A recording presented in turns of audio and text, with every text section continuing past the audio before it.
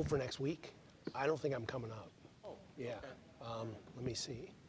Put 'em in. Okay. Oh,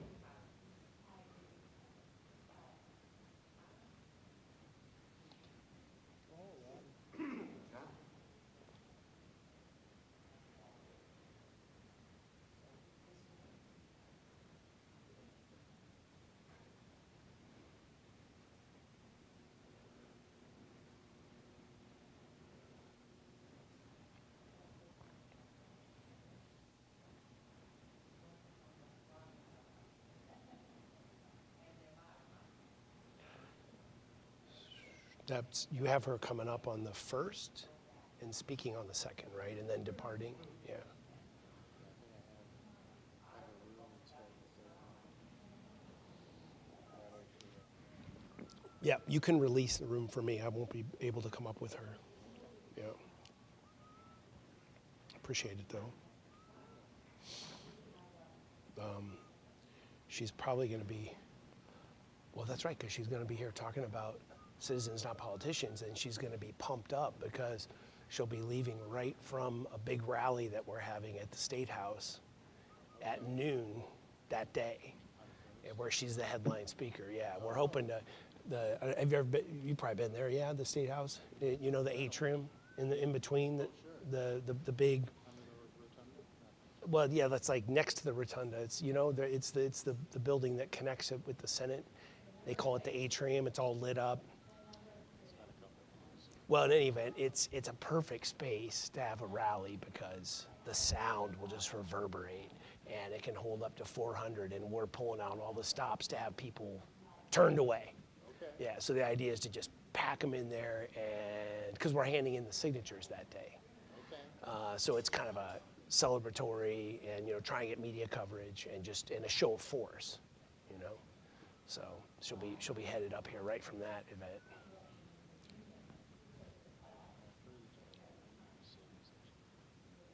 Yeah, we're going to announce it on Friday when we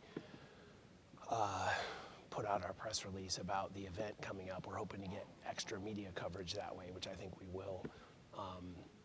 But yeah, we needed just over 413,000 valid signatures. And they've run a pretty sophisticated operation. It's basically we're double validating them ourselves. So the signatures that we hand in should have, I'd hate to make a prediction, but a very high validation rate. And we have a couple 100,000 more than we need. So, I mean, we absolutely should qualify, unless they pull some shenanigans, which I wouldn't put it past them.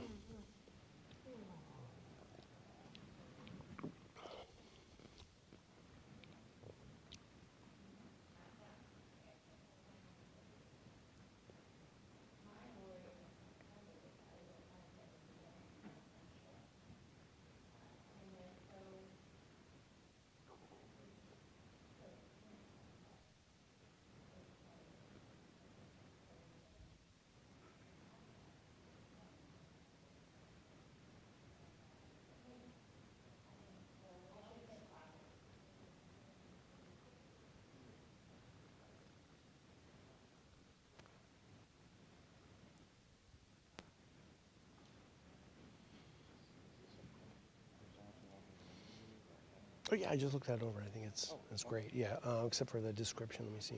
I'm sure it's fine, but yeah, it's great. Yeah, thanks.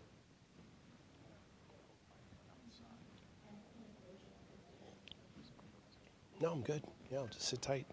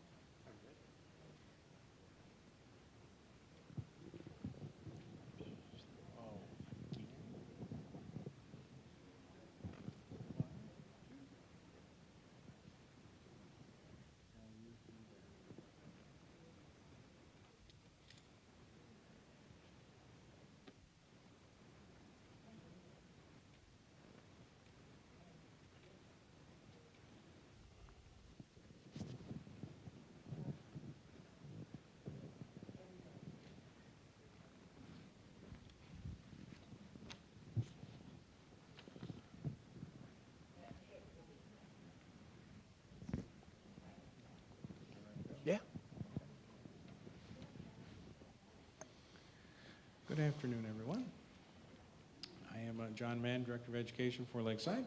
And for today, we're very fortunate that Chris Davey is here during a Journalism and Media Literacy Week.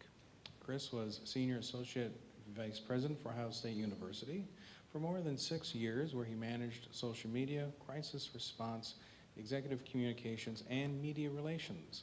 For 11 years, Davey was the Chief Communications Officer for the Supreme Court of Ohio, where he served as a senior advisor and speechwriter for the Chief Justice. And for today's session, Reinvigorating Truth and Trust, a new strategy for higher education. In this session, Chris will explain by supporting research in communications and journalism, applying new research to journalism education, teaching media literacy, and embracing the role of news publishers. Universities can help restore public confidence and promote a more informed and resilient society. I do ask if you please mute your cell phone ringers and help me in welcoming Chris Davey.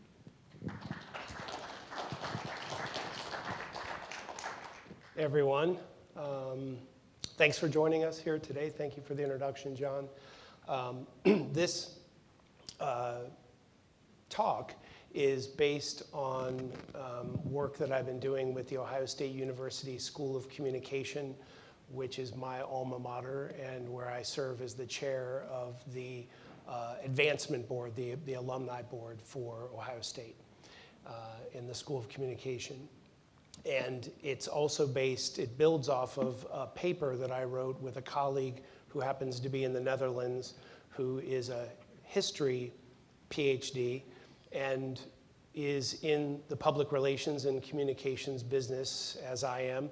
And we've done work together, our respective firms. And through a course of conversations, we've lamented the state of what I sometimes call the information landscape.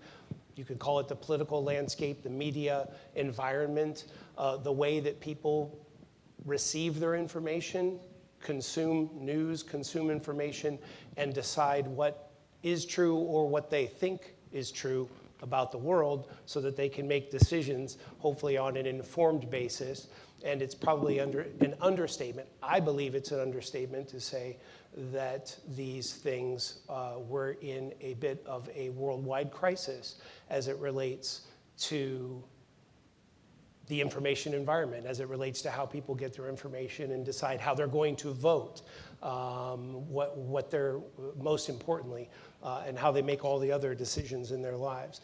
So that's kind of how this talk came about, and I've delivered it in a few different audiences. I appreciate you lending your ears and your time to me today so I can share it with you. It's a cause that's near and dear to my heart because I have been in the journalism or communications business in various capacities for over 30 years, where I started as the editor of the Ohio State Lantern and wanted to be a political journalist. And I remember the last semester that we were there was on typewriters. And they replaced those typewriters the very next, well, we were on quarters then. The very next quarter, they replaced them with these shiny new Mac computers.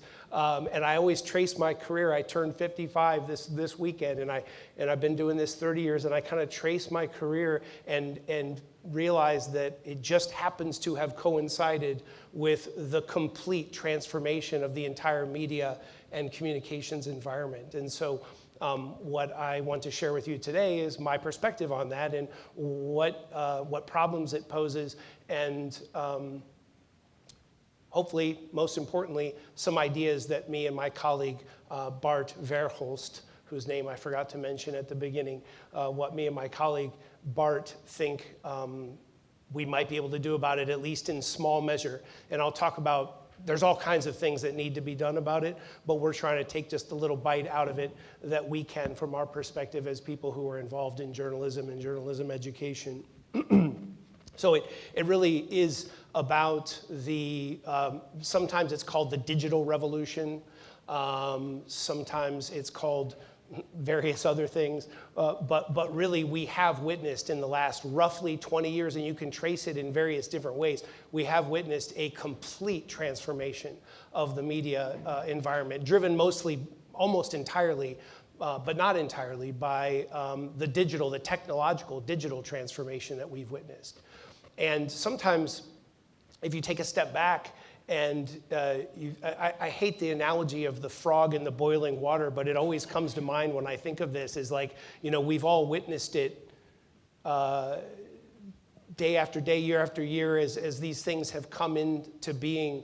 But if you look back on the timeline, it's really quite astonishing what's happened just in these roughly 20, 25 years, however you want to trace it, with the rise of social media and Google and YouTube and all the things that we now take for granted.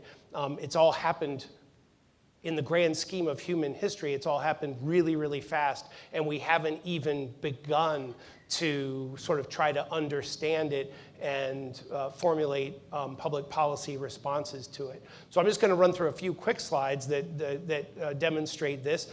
Probably this one is the most salient in terms of just overall global internet usage, and you can see that it's gone from, basically 0 up to 5.347 as related by a factor of 1 million, so 5 billion. And that growth perfectly coincides with a whole bunch of other different phenomena, not all of which are necessarily positive for society. One of them is the growth of Facebook, which I've gone back and forth, but my latest position is that it's not great for society.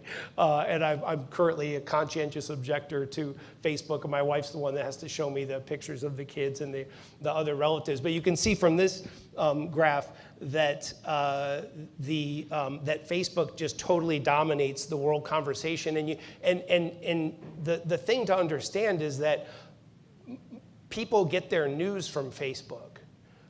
Most people, that's how they just decide what's news and what's true in the world. And there's a massive amount of manipulation that goes on there. The various terms that you'll hear, of course, are misinformation, disinformation. The one that I have come across recently as I was preparing to refresh this talk is strategic misinformation. And this is happening on a global scale, and sometimes when I talk about it with my friends, I'll be really frank, I'm just going to go ahead and use the T word here right off the bat. My friends who are Trump supporters or MAGA supporters, and I'm sure we have some in this room, I don't happen to be one, but there's this sort of shutdown that often occurs when I try to have the conversation with some of them, because they feel like it's kind of an indictment or an attack of Trump because of the Mueller report and because of the fact that it so happens to be the case that the first well-organized strategic misinformation campaign in a presidential race was the 2016 presidential election. And it just so happens that the first time that we had strategic misinformation being perpetrated by a foreign power using these new digital tools was the 2016 presidential election, at least on any scale. And there was a masterful job done by whoever the powers that be when the Mueller report was released to totally discredit the Mueller report on the basis that it didn't lead to any criminal indictments of the president or his campaign team. And Attorney General Barr said, there's not enough here to indict anything. But if you haven't read the Mueller report, I would strongly encourage you to do so, because if you have even a remotely open mind, which every person in this room must because you're here at Lakeside Chautauqua, regardless of whether you're MAGA or Trump, and I have dear friends and business partners who are, and so I have the utmost respect for these different perspectives. But the thing that is undeniable is that the 2016 presidential race was the first global interference using digital misinformation tools in a presidential race in the history of this country. And then it's also an irrefutable fact that it happened again in 2020, and the Chinese got involved, and it's happening right now with the Russians and the Chinese pursuing information warfare in our country using Facebook and these other digital tools. So my perspective is, as a trained journalist and someone who practiced journalism, I did go in and spend several years as a political journalist at the Cincinnati Enquirer and the Dayton Daily News. And you can trace those same increases in Facebook use and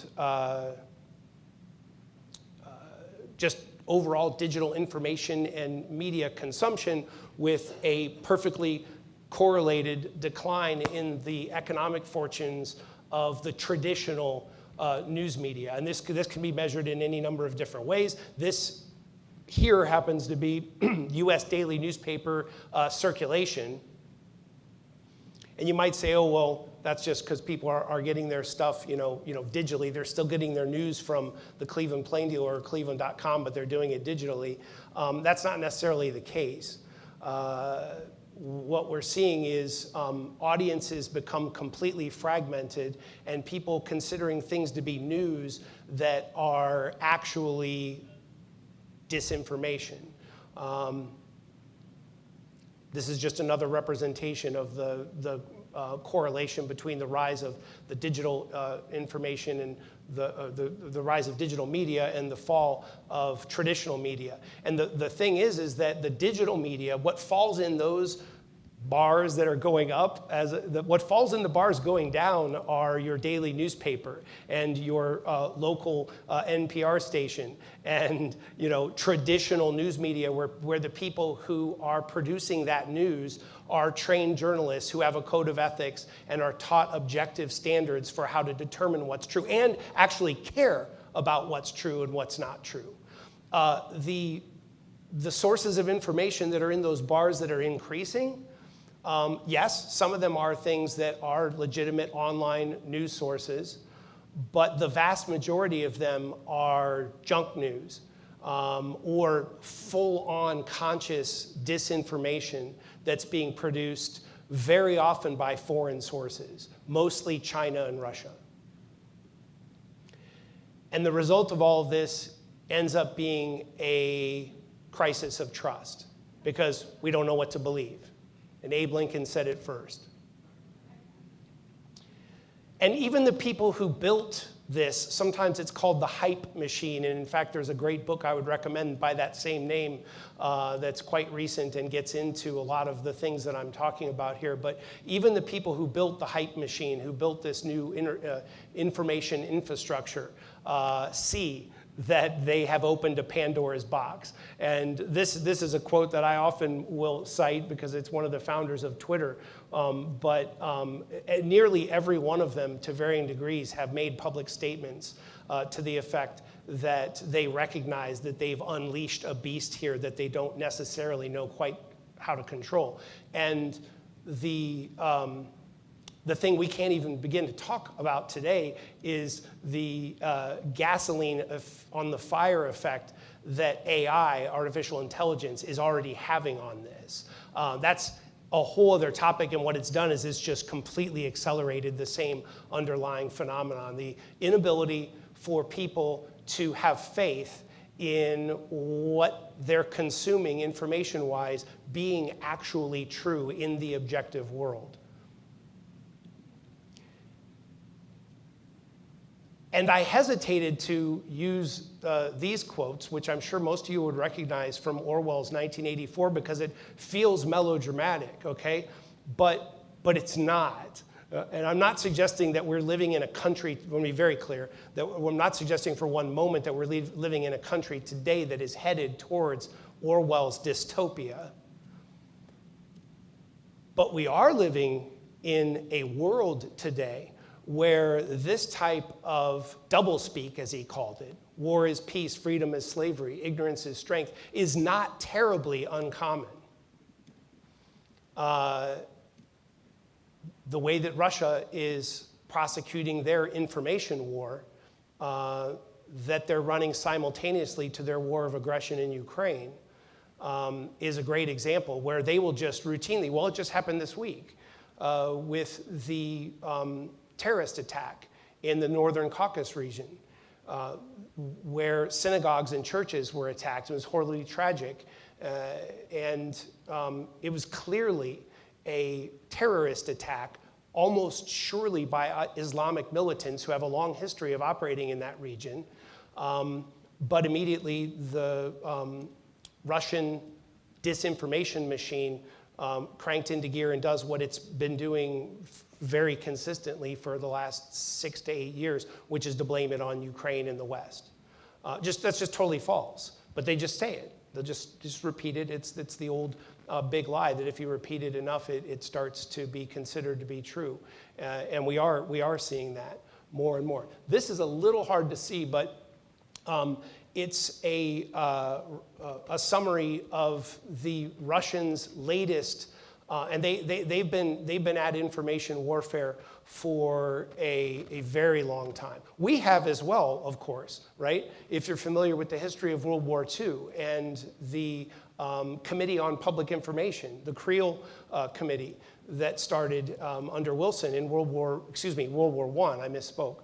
And in World War I, the United States government set out to fund and plan and execute a very successful public information campaign that you really couldn't call it anything other than propaganda to mobilize public support for the folly of World War I. And in World War II, there's a great book that's just out this year that's called How to Win a Propaganda War, that is part biography and part history of the British. He was a German-British citizen who spoke perfect Delmer. I always get his name wrong. If anybody in the room knows the name, it'll come to me. But he was born in Germany and spoke perfect German, and then went over to England when World War I broke out, and had that experience of speaking fluent German and understanding the German mindset, and ended up being the head of the Allies' propaganda war in the European theater during World War II, which was considered widely to be a very successful effort. And they went to great lengths to put propaganda into German minds for the purpose of undermining their war effort, and especially around D-Day, there was some very successful things that they did. So the point is, the idea of propaganda and information warfare going hand in hand with conventional weapons is not something that's new. But what's new is that it's now being done on a global scale, 24/7, 365. It doesn't ever really cease. And it's being done using digital means. That's a long introduction to this program I want to highlight for you, which is something that the Russians started just in the last 2 years as part of their war effort in Ukraine. And it's been labeled Operation Doppelganger. And what they do is they have whole teams of people who work around the clock in Russia to create fake news stories that undermine the West's narrative about Ukraine, and to create literally fake news sites that make them look like they are the New York Times, or usually they'll pick smaller papers, so it's easier for people it's easier for them to fool people. There was just an article in the Montreal, the Journal de Montreal, about how this Operation Doppelganger has been creating fake Journal de Montreal news stories and just putting them out over Facebook, and then they'll amplify them out. And these things have a huge effect on what people think is true. And one of the things I always remember is when I was in journalism school at Ohio State, they taught us that, and the studies always consistently show this. I'm sure you've heard that people say, well, 90% of people don't read past the headline. And they don't. That's just a statistical fact. And now we know that's true since everything is digital. These things can be measured. So people read the headline and then they just move on. And then over time, when they see it over and over and over again, they start to think that things are true that simply are objectively false. And this is happening every day, and it's being done on purpose by parties who don't share our values and our interests as a country. So now every branch of the United States military has an information warfare department. This happens to be the Navy's well-regarded information warfare department. The Russians, the Chinese, the Israelis, the Germans, every country of any size that has a remote military presence has a well-funded entire division that's devoted to pursuing information warfare on a regular basis. In addition to that phenomenon, the other thing that the internet has done that undermines people's ability to detect truth from fiction is this kind of stuff. There's hundreds and hundreds of these parody accounts out there that have millions and millions of followers, and they do things like this. And this guy is just doing it to be funny. And sometimes it is funny. I have followed this guy. I don't know who he is. He calls himself 3-Year Letterman. For all we know, it's a young lady. I don't know. But you see, he put out this, and this was after the Hunter Biden verdict, and says the jury has returned a verdict of guilty against Joe Biden's grandson, Hunter, for exercising his Second Amendment rights. And it goes on. And he does this every day with things that, and he just takes things and he makes them absurdly false. Right, and you can see that's not a picture of Hunter Biden. That's Don Trump Jr. And he does it on both sides of the political aisle, near as I can tell. And he just does it to get clicks. And he probably makes a lot of money at it. Because if you get, and I don't have his profile on here, but he has like a couple 100,000 followers.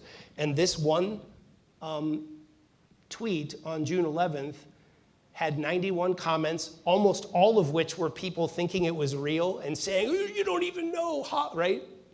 And it got 29 retweets, 1.1 likes, and 3 bookmarks. Those types of numbers, you know, we represent clients. My company, 30PR, represents political clients, non-political clients, corporate clients. And one of the things that every corporation needs is people to help them manage their online presence and their digital, what they call digital strategy, their social media. And that's one of the things that we specialize in. And these numbers, if you're General Motors or even if you're the local Ford dealership and you have and Facebook as part of your marketing strategy, those numbers I was just rattling off, we help clients track those. That's the lifeblood of how are you reaching people? Are you influencing them? And we help clients to ramp those things up and get more engagement and more exposure for any variety of purposes that they may have strategically. Point of all that is it's valuable. People's attention is valuable, and it's a commodity now. And so this guy is probably making money doing this, and there's dozens and dozens of other people out there. There used to be a radio show that was called the Phil Hendry Show. Does that ring a bell with anybody? It was a traditional terrestrial radio program in the late 90s, early 2000s. And it used to be on 610 WTVN radio in Columbus every day. And what this guy did was exactly this, but in the old world. And he would have guests on, and he would introduce these ridiculous topics that were sometimes just offensive. And then he actually voiced the guests, and then he would have the guests say even more ridiculously stupid things in response. And then the whole entertainment of the show was all the people that would call in and think it's real. And they'd be like, how dare you? This is ridiculous. And like for about a week, I listened to it and I thought it was real. And I was like, this is crazy. What is this guy? And then eventually You figure it out, and then you're in on the joke, and you think that's funny, and so people listen to it just to hear the people call in and act like, because they don't get it. You get it, and they don't. And that's exactly what this and many of these other internet sites are. And the point is, yeah, it's entertaining, it can be funny, but when you start to scale this up and it's all over the world, it just starts to have this corrosive effect on what people's ability to know what's true. And then it starts to even just kind of undermine people's belief in the existence of objective truth. And that very often is the stated goal of propaganda warfare, especially when it's places like Russia. And this is if you read about the current state of affairs as it relates to information warfare globally, there's another book I would recommend that's fantastic called Like War that delves into all of this. But one of the disadvantages that the West has, that liberal democracies like the United States and most of our NATO allies have in the face of China and Russia, when it's a differential, it's not an even playing field, because they don't have the same values that we do. And I don't mean to say I don't want to be misunderstood. I'm not saying Russian people don't have the same values, and the Chinese people, I mean their governments don't have the same values that we have traditionally had in this country. And so we're playing by a set of rules that they're not. And one of their goals, one of their stated goals very often, is to achieve basically the same thing that this guy is inadvertently achieving, which is to not just make it hard for people to know what's true, but for people to become so just overwhelmed by the information environment that they start to abandon the whole idea of objective truth. And they just say, you know what, we can't even know. Why even try? And so what I'm going to do is I'm just going to saddle up. I'm just going to put on my red shirt or my blue shirt, and I'm going to fight for my side because I know that my side shares my values. And that's a huge source of the division that's going on in this country and elsewhere around the world. So I've referred to the idea that this has resulted in an erosion of trust. And that's not just me making that up, it's true. We can feel it. I think any of us can feel it. We don't trust each other as much today as we did when I was growing up. And you can see it in the coverage where there's always this just assumption that people are up to Machiavellian tricks and that it's all just this political game and no one's trusting anyone. So anecdotally, we can feel that, but it's also being measured. So the Edelman public relations firm, which is the largest PR firm in the country, it's who we used to use when I was vice president of communications at Ohio State. They do this trust barometer every year, and they've been doing it for like 20 years. And I for the sake of time, I didn't put a bunch of the slides in here, but I can certainly share the 2024 Trust Barometer, or you can just do it, if you just do a Google search, it's not proprietary, it's free. You can just go on and find it, it's very digestible, the 2024 Edelman Trust Barometer. And you can actually go back and look at the other ones. And what you'll see is this deterioration of trust globally, in every country on the planet, in nearly every institution. And then in some countries, it's worse than others. And guess where it's the absolute worst? The United States. And you know where they're faring the best in the Edelman Trust Barometer? Anybody want to guess? China. Because they have what they call the Great Firewall. Are you familiar with that? Where as soon as the internet started to become a thing, China started to build, and it is now called the Great Firewall. They started to build a firewall around the entire country, and they have the ability to control the internet, to turn it off if they want, and to control who accesses it, to know what people are accessing, to punish people, which they do routinely, and they have killed people for posting things that the government disagrees with. That's what I mean when I say that the government, they don't have the same values as we do, and we have a disadvantage in the information war, the global information war. So one of the things that China gets for that is that they're faring the very best in the Edelman Trust Barometer, because what all their people are consuming is controlled by the government, and so they have maybe a false sense of trust in what's going on. Another organization that has measured trust for decades is the Gallup organization. And this is just one of many graphs that you can look at that measures overall societal trust in the United States in various institutions. And you can see that it just continues to drop. And and this is nearly every institution except, I think I have a slide on this I left in, except, curiously, business as an institution is the one in Gallup, and I don't have an explanation for this. I'd entertain theories if folks have them, but the reason I left it in here is because it's the only one.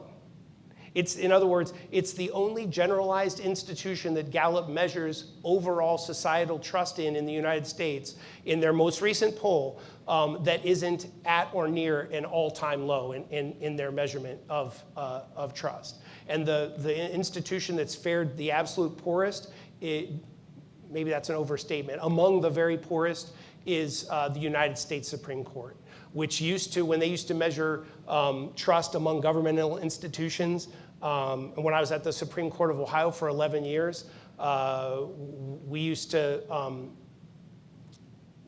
pay really close attention to this stuff because our responsibility was, we always said, we're here to support Tom Moyer. The late Chief Justice Tom Moyer, who hired me there, was very big on this idea that the courts, you may have heard the phrase before, it's been attributed to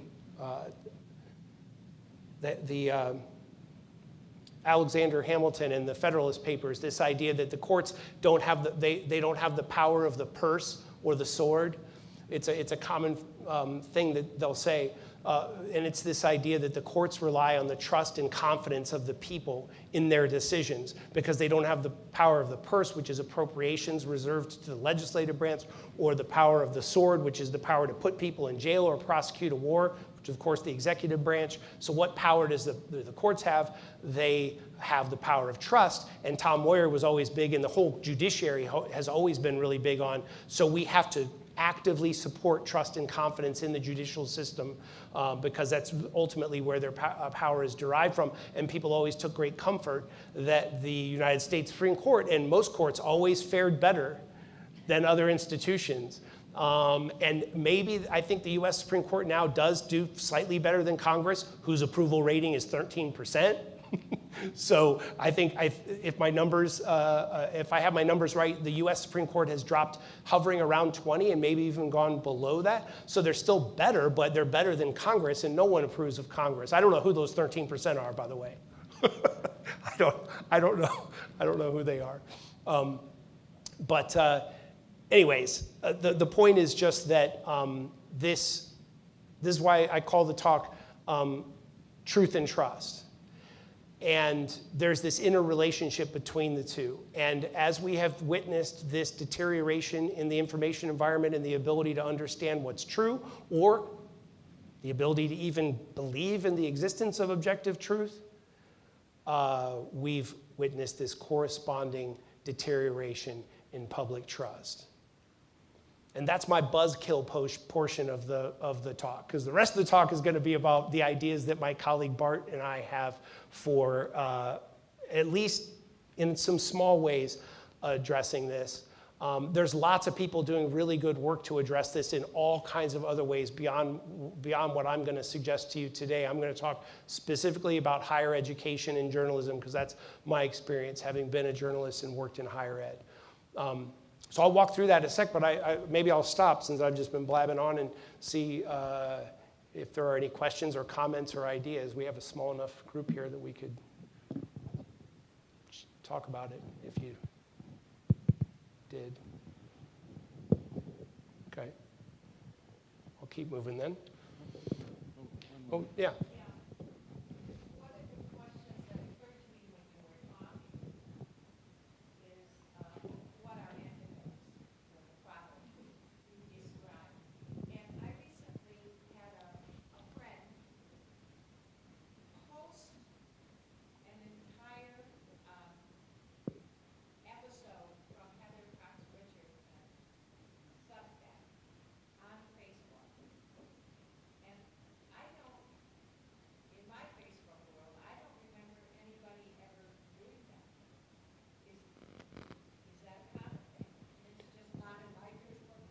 the common thing being, is it? To post something that's full of facts, full of citations, Oh, that back up the yeah. facts as being credible.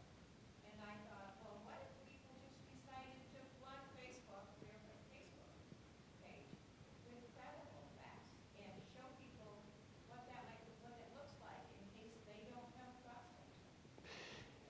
Yeah, well, I don't know how common it is. My wife's sister posts that very person very often on Facebook in its entirety. So I think that is a thing of sorts. And it's clear to me when I've looked at those posts that she's doing that consciously, this Heather Cox Richardson, right?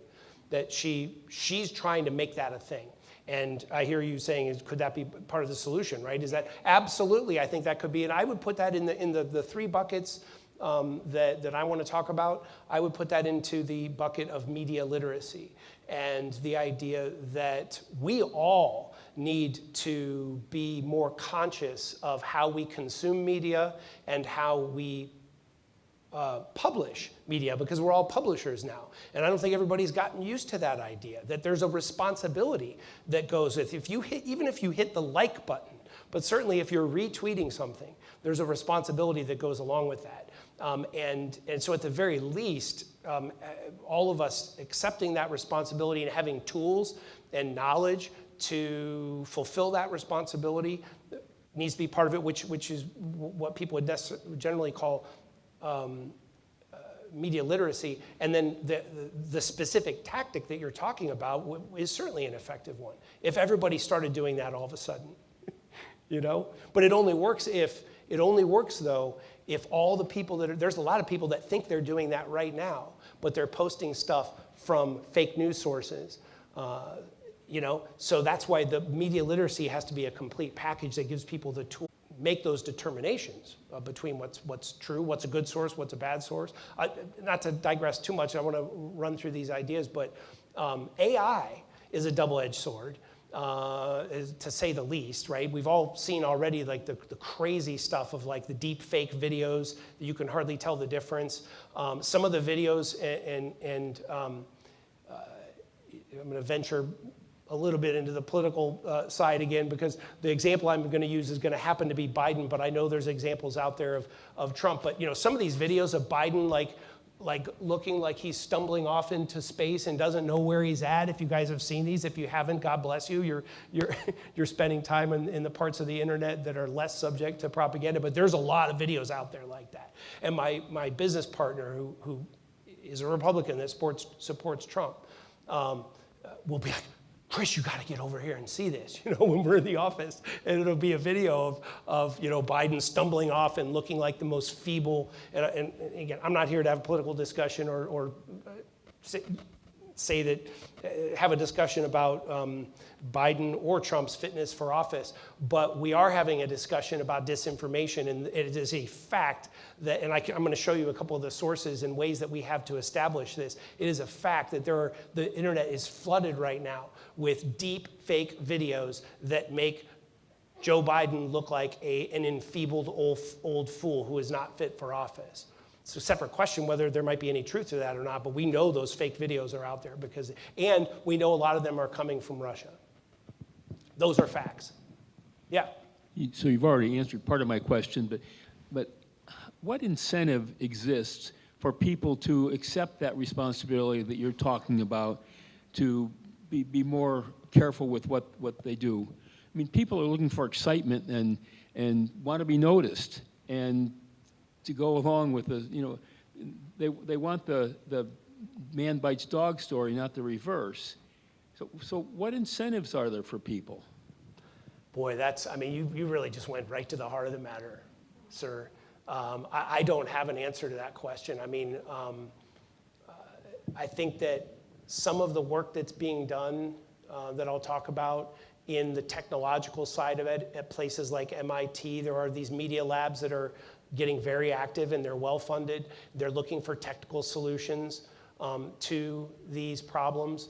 And I know that they're trying to factor in, certainly they're factoring in human motivation, you know, to figure that out, but I don't think anybody's figured it out yet. So our concept is that in addition to many other things that could or should be happening to address these problems, that higher education specifically, our nation's universities here in the United States specifically is what I'm talking about. And whether people might do this elsewhere, that'd be great.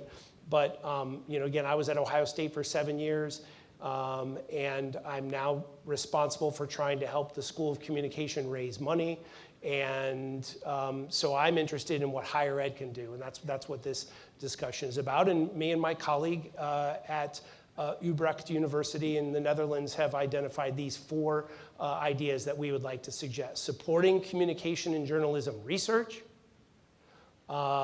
supporting journalism education specifically, like training for journalists, requiring media literacy as part of the core curriculum at universities. That's a big one, and I'll talk a little bit more about that.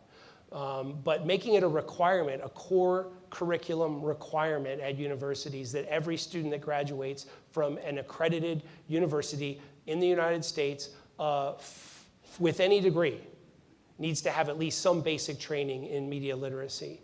And then lastly, and this is the one that's a little maybe counterintuitive, but embracing the role of being news publishers themselves, universities being news publishers. And I have some examples of those. So the research that's going on is considerable. And the good news is that more and more money is being dedicated to this because everybody sees that this is a problem that's only going to get worse with artificial intelligence. And so some of the things that the research is helping us to do is have organized fact-checking initiatives. PolitiFact was kind of an early one that was out there, although I don't think they were associated with a university. But the idea that the universities have these considerable resources that they can bring to bear to create fact-checking sites and programs so that you can easily go and check. Oh, and that's the thing I digressed I was going to mention. AI is not quite there yet. But AI already, I said it's a double-edged sword. I only talked about the bad edge. The good edge is that it already has capability that I've used to do basic fact-checking and just say, I'll give an example that's really simple, but I think illustrates it is, we have a program at the Ohio State Moritz College of Law that my company is supporting that's called the Divided Community Project. And they have an international grant and they actually got this before all of the campus unrest started. It was right after October 7th last year. They got this grant to provide tools and resources to American universities for them to have civil, productive conversations about the Israel-Hamas war. And then, of course, we've had some pretty uncivil, unproductive conversations, so we have some work to do. But we do clips for them every morning that just show what's going on around the country and sometimes around the world. And these news sources will pop up in my searches that I've never heard of. Like, what the heck is this? And sometimes you can just tell by looking at it, it's either a fake news source. Now, we use a tool that filters out most truly fake news.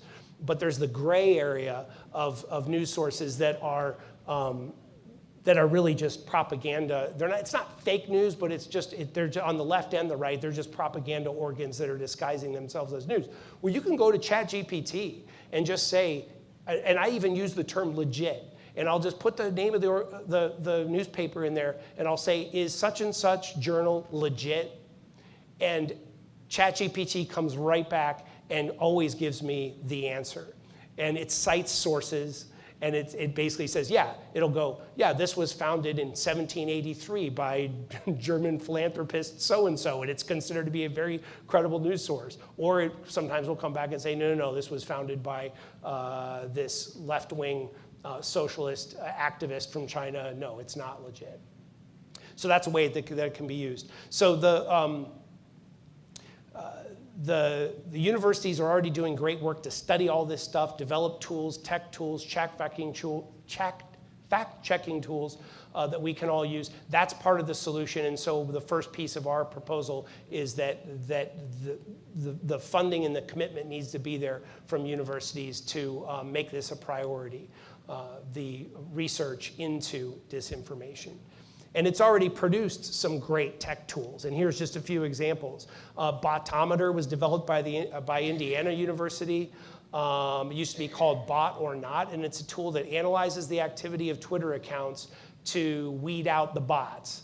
And if you don't know what a bot is, bots are on Twitter, on the internet, there's what they call bots and sock puppets. A sock puppet is a real person posing as somebody else and making mischief on the internet, creating false information. The Israeli army, and this is not to pick on the Israeli army, it's just an example I know from a book I read.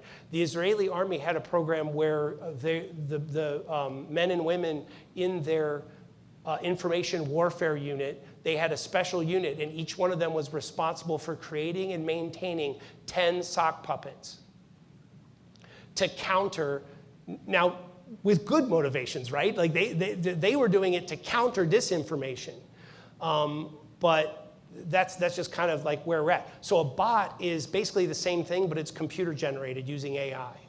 And there's millions and millions and millions of bots out there that are difficult, even as a human, especially now with the technology better, to tell the difference. And so this is one of the ways that the universities can contribute, is by developing these technological tools to identify things like that. And that's what the Botometer tool is that was created. There's a whole bunch of other ones. At the sake of time, I can't go over, but the only other one here that I would note is this CrowdTangle, because it's a redemption of sorts for Facebook, which really has done a poor job at various times to be responsible in countering this stuff. But one of the good things that they did is they created this tool called CrowdTangle, which was a partnership with one of the universities, and it enables journalists to go onto Facebook and run analytical tools to see what the sources of information are and make other determinations about its value as an information source. The next one is what universities have always traditionally done, and what I was the beneficiary of at Ohio State, which is just good old-fashioned traditional journalism education. We need more journalists. We need more people who are trained, paid professionals who have a code of ethics and have a training for determining what's true and what's false, and have a commitment to telling the world what's true. The good news is that since I'm involved at Ohio State, I can tell you that the interest in the journalism program specifically in the School of Communication at Ohio State has never been stronger. We had our biggest enrollment yet last year. And I meet these kids, and they're all just, they want to be the next Woodward and Bernstein. And so it's really encouraging that there's people out there in the face of all this who still, I think it's almost because of all of this, that there are more and more young people coming up who want this journalism education. But one of the things we're doing at Ohio State, and that schools need to be constantly doing, is revising that curriculum and that programming to keep pace with all of this. So having the digital multimedia skills, data journalism, which Ohio State does a great job with, evolving the curriculum around the ethics and the media literacy, all of this needs to be revised and improved as we continue to support journalism education. And I just threw this one in here because it gives me hope for the future. We are raising funds to build a new newsroom for the Ohio State University. Do we have any Ohio State grads here?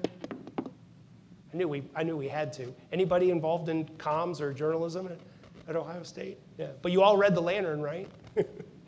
The future is bright for The Lantern. They've navigated the transition to a mostly digital. They still print once or twice a week. I think it's just once a week now. When I was there, we printed 25,000 newspapers every day, Monday through Friday. And it was a fully funded operation that sold ads and was lucrative for the university. In fact, they took most of the money that we brought in and just put it into the general fund at Ohio State. They've had to navigate the transition to the digital where the ads don't pay as much. And anyways, this is the editor from last year standing in the new newsroom being interviewed by a journalist from Peru. We brought in international journalists to visit from the State Department this last spring. So it's a bright spot that we're headed in the right direction. I'm going to run out of time here, so forgive me if I talk even faster. But media literacy is the third important component. We've already talked about this, so maybe I don't need to belabor that point, but it does need to be a critical piece of all of this. And there's really only a small number of universities that require media literacy as part of their core curriculum, and all of them are quite recent. Florida State recently did it, North Dakota University System, University of Houston, and that's just about it in terms of major universities. This is one of the ones that I think is most important, because if a generation from now everyone had a meaningful education and curriculum in media literacy, I think we really would start to make a dent in what we're facing here. And media literacy can extend beyond just the college classroom and out into the community, and this is a program at the University of Washington that does just that, and takes the media literacy tools that they are developing as part of their curriculum, as part of their communications and journalism program, and then putting it out into the community and holding this Misinfo Day, where they try and teach kids about that misinformation exists. Most people don't even think about that. They don't. We're just going about our day, scrolling through TikTok and Instagram, and not understanding that there's all kinds of misinformation in there, disinformation. And so teaching young people that it exists, that it's dangerous to them individually and to our society, and then giving them the tools to identify and stay the heck away from it. And the last one is for universities to themselves act as news publishers.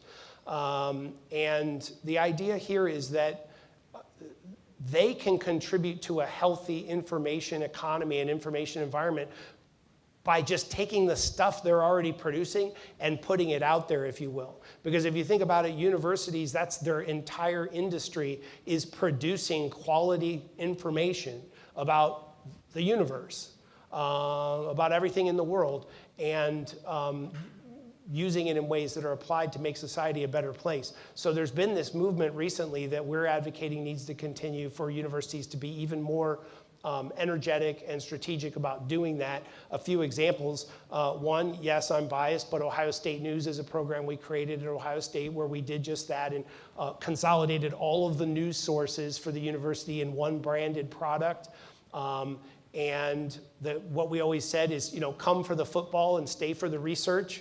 So we understood that people wanted football news, and that if we put the football news side by side with the research news in the same program, that you would get higher exposure to both. And we did. We tripled the clicks at our site. And you know what we found?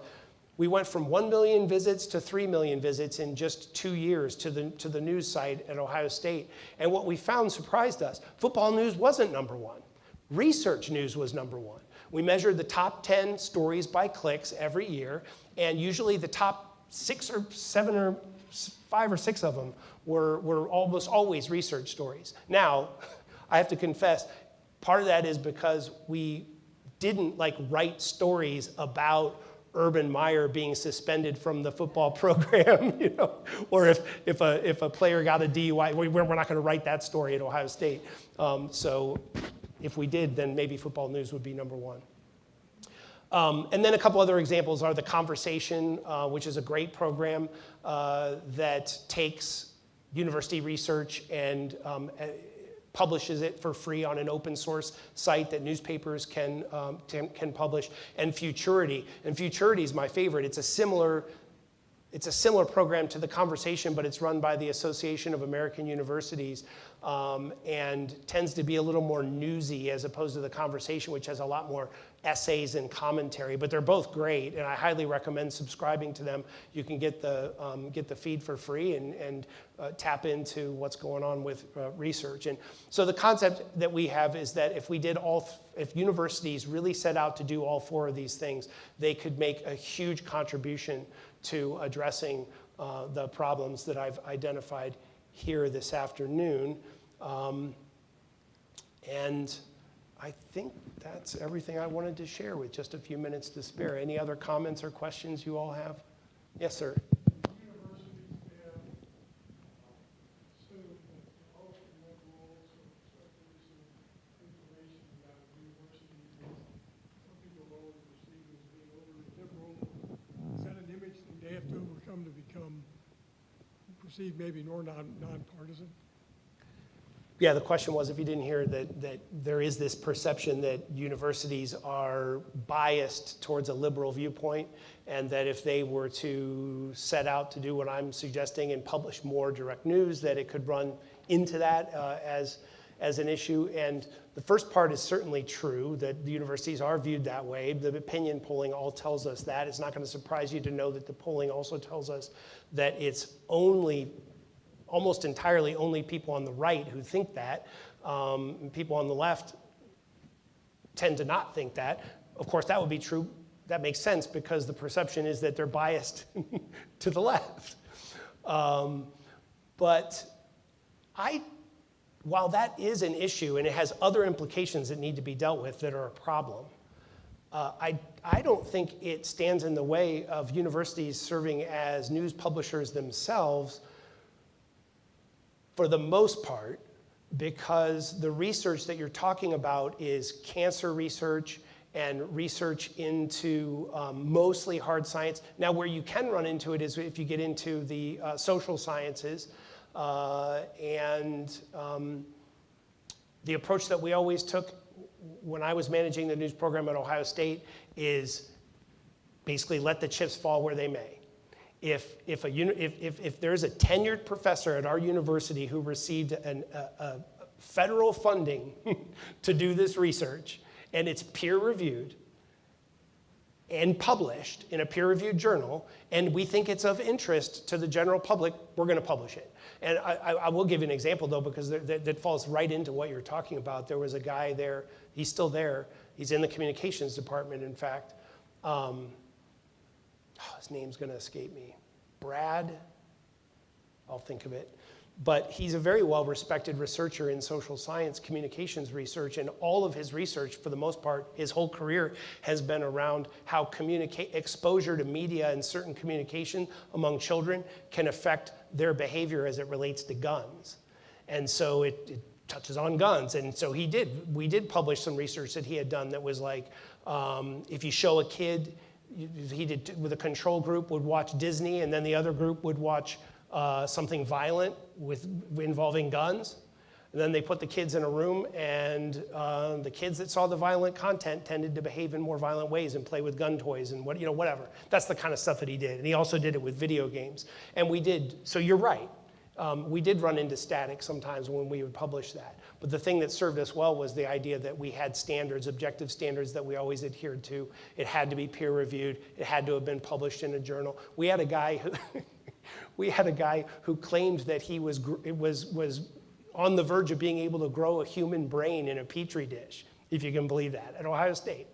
And he came in and he's like, this is amazing. I'm basically headed towards, it was like a Frankenstein, I'm basically headed towards where we could grow a human brain, and this is, you guys got to publish this.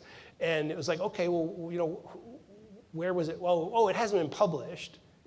It hasn't been peer reviewed, and so the fact that we had those standards to say no in those cases, I think, gave us credibility when we were ventured into the territory that might be viewed as political by some.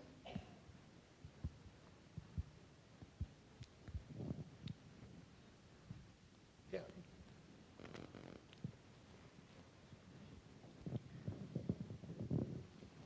Thank you for your program. There's a similar program, or I love the idea about being able to call in and get the fact checking from a legitimate source that has checked everything.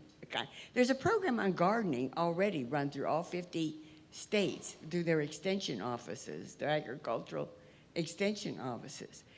You know, it's a gardening program. I belong to it. We take gardening questions. We usually get in Geauga County about 300 questions a year, and we have to answer them with .edu sites. We have to cite scientific fact. Now, we use Michigan State, North Carolina, but it has to be edu, or we can cite a magazine or a book, but we always give the client the name of the book, the name of the magazine, if that's where we found it, so they can check us to make sure we're giving them the right information on their tomatoes.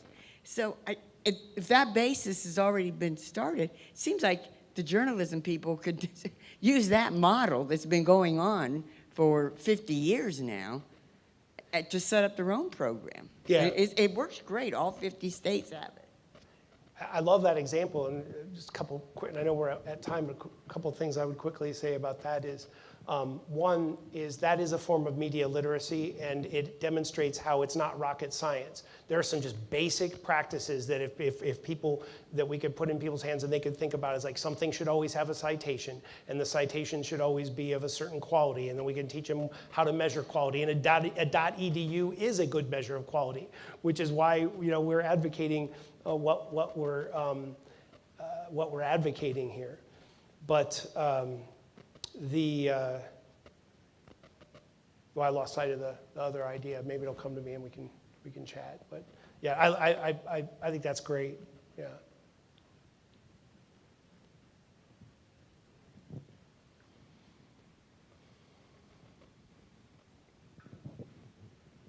Hello. Hi. I am a WOSU, PBS, NPR person, and also love to read the newspaper and all of that type of thing. And your situation in this subject is very troubling. I think about back in the day, if a newspaper published certain things and they were not true, it was yellow journalism. And they had to go back and they had to correct it. But they're saying now that if something that's propaganda is on the air, even if you go back to correct it, the lie is already out there, and by the time you go back, it really doesn't put a dent in anything, because what they wanted you to read or understand is already out there, and it's very difficult to correct it. Yeah, that's there's a bunch of studies that have been done, and there's one famous one in particular that MIT did like 12 years ago that's been cited a gajillion times, and I'm not going to be able to remember the exact numbers, but basically what they demonstrated scientifically is that on Twitter, which is where this study was done, lies inherently move faster than truth. That was the general takeaway. And they had, they were able to just show that. And then they had certain, theories to explain sort of why. And I remember what I was going to mention to you is when you say the journalists would pursue those tools, I think journalists do pursue those tools and adhere to those and even higher standards. However, it's who you define as a journalist. So one of the things that has undermined trust and confidence in journalism as an institution is basically everything that I've been talking about, but specifically the talking heads on MSNBC and Fox News, both, to use those as the polar examples of each other, who go on and present themselves as journalists when really what they're doing is just infotainment, and very consciously doing infotainment, and that really undermines. And they're the most visible, especially for kids. If kids are like, who's a journalist? They would cite those people first before they would cite anybody from the Washington Post or the New York Times, right? So your point is well taken. It's just that who's a journalist? That's part of the problem. Well, thank you for your attendance here today and listening to me talk, and for your comments. I appreciate it.